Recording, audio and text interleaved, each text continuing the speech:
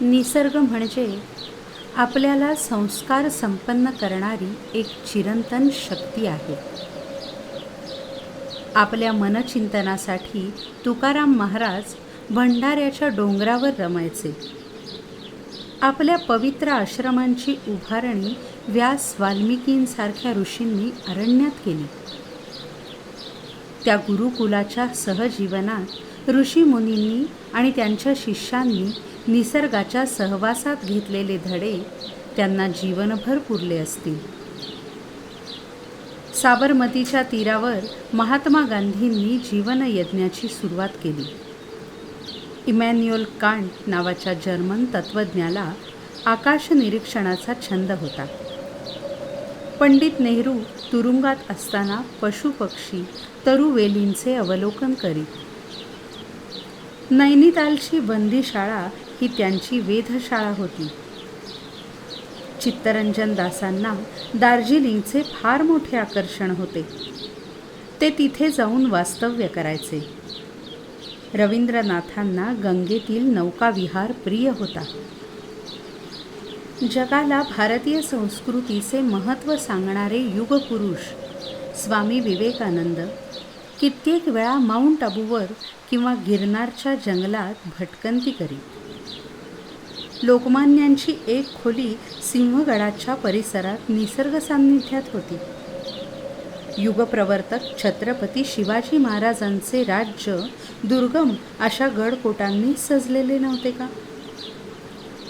एका अर्थाने निसर्ग हा मानवी संस्कृतीचा साथीदार, साक्षीदार आहे. दासबोध कुठे रचला, कुठे लिहिला गेला? शिवथर घळीत. गौतम बुद्धांना चिरंतन ज्ञान कुठे मिळाले? तर बोधिवृक्षाखाली. निसर्ग ही परमेश्वराने विश्वाच्या अंगणात लिहिलेली सुंदर कविता आहे. निसर्ग ही मानवाची निरंतर प्रेरणाशक्ती आहे. म्हणूनच निसर्ग आपल्या दैनंदिन जीवनातील भावभावनांचा भाग व्हावा. आपण लावलेल्या घराच्या आसपास असणाऱ्या वृक्षवेलींशी आपुलकीने गुजगोष्टी केल्या पाहिजेत. आपल्याकडून म्हणजे मानवाकडून निसर्ग फार कमी घेतो, पण देताना मात्र भरभरून देतो.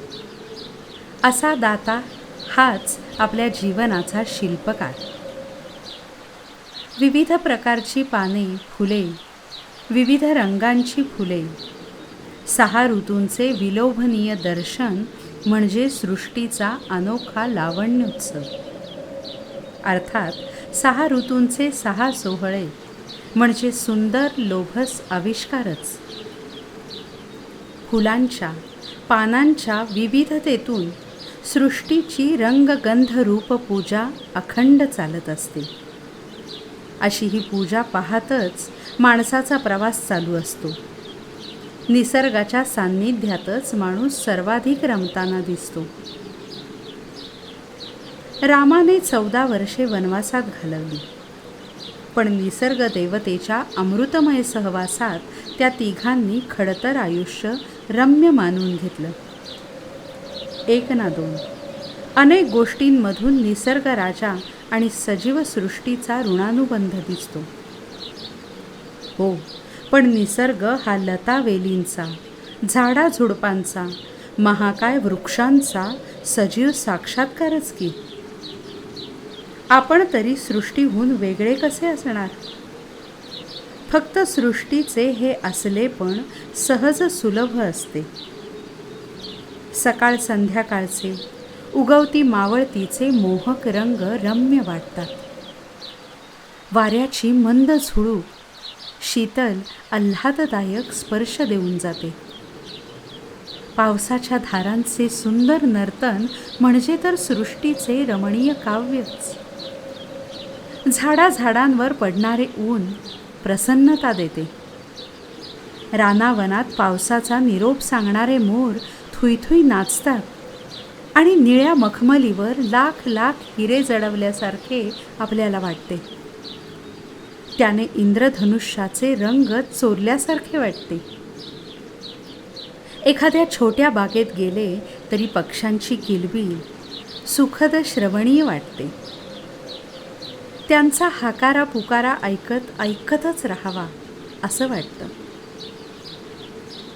दूर दूरच्या अंतरावरून एकमेकांशी बोलणारे पक्षी आनंद लहरी निर्माण करतात. आकाशात उंचच उंच विहार करणारे पक्षी पाहताना त्यांचा दिव्य आनंद मनाला स्पर्शून जातो. सहलीला जातानाही आपण कृत्रिम सौंदर्यापेक्षा निसर्गाच्या सान्निध्याची निवड करतो. गिरसप्पा, गोकाक यासारखे जलप्रपात स्वर्गीय सौंदर्याचा साक्षात्कार घडवतात. डोळ्यांचे पारणे फेडतात.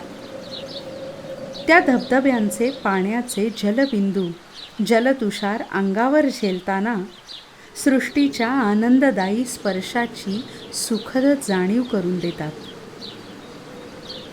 सृष्टीतील हे सौंदर्य टिपायला संवेदनाक्षम मन हवं, सौंदर्यदृष्टी हवी आणि न थकणारे डोळे हवेत. निसर्ग संपदा जपण्याची, निसर्ग रक्षणाची आपल्या भारतीय संस्कृतीची प्राचीन परंपरा आहे. ऊन, वारा, पाऊस, दुष्काळ या सगळ्यांचा मानवी जीवनावर सहजपणे प्रभाव पडतो, परिणाम होतो. पण आज आपण विज्ञान तंत्रज्ञानामुळे निसर्गापासून दूर जात आहोत. वृक्षतोड थांबत नाही. वृक्षारोपण केवळ शोभेपुरतंच राहिलेलं आहे. आपण स्वतःही निसर्गाचाच एक भाग आहोत हे विसरून कसं चालेल? पण संकुचित स्वार्थापोटी आम्ही निसर्गाचीच विटंबना करतो. जन्मापासून अगदी मृत्यूपर्यंत आपली सर्वार्थाने साथ करणाऱ्या सृष्टीचे आपल्यावर खऱ्या अर्थाने अनंत उपकार आहेत. उपकाराची परतफेड या जन्मी तरी शक्य नाही. निदान या निसर्गाचे, सृष्टीचे म्हणजेच पर्यावरणाचे रक्षण करणे तरी आपल्या हाती आहे ना. पर्यावरणाचे रक्षण कवच आपणच व्हायला हवं. आपल्याला जगायचंय, खूप जगायचंय, प्रसन्न जीवन जगायचंय, हो ना? तर मग निसर्गाचे मित्र व्हा, पर्यावरणाचे सोबती व्हा. ती काळाची गरज आहे.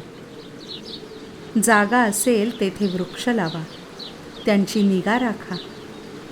वृक्षतोड थांबवण्याचा प्रयत्न करा. शक्य तेवढे पक्षी जीवन सुरक्षित ठेवा. प्राणी जीवनाचा नाश थांबवण्यासाठी पुढे या. आपल्याकडून हवेचे प्रदूषण थांबवा. कळ्या उमलू द्या, फुले फुलू द्या. झाडे लावा, झाडे जगवा.